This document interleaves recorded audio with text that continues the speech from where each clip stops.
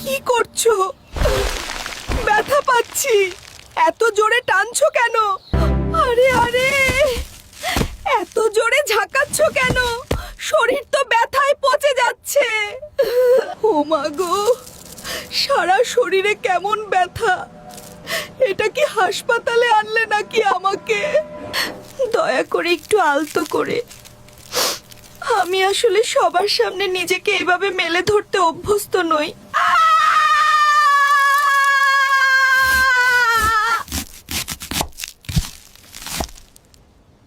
আমার প্রতিটি অংশ যেন তোমার খাবারের স্বাদ বাড়িয়ে দেয়।